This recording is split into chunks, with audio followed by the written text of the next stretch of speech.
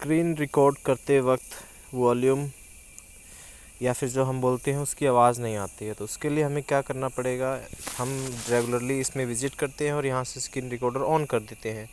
आप देख सकते हैं यहाँ पे लोअर आइकॉन्स मतलब स्मॉल आइकॉन्स में यहाँ पे स्क्रीन रिकॉर्डर है, बट हमें यहाँ से इसकी सेटिंग नहीं चेंज होगी।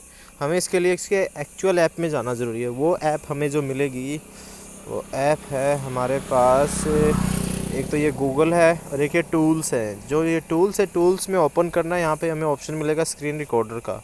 इस स्क्रीन रिकॉर्डर को हमें ऑन करना है, तो यहाँ पे आप देखेंगे ऊपर वहाँ पे सेटिंग्स का आइकॉन है, उस पर आपको टच करना है।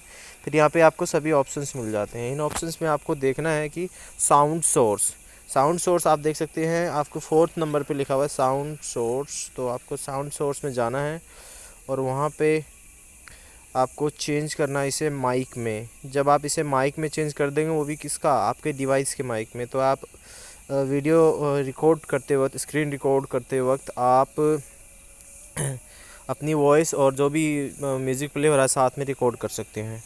My self Ravi, thank you.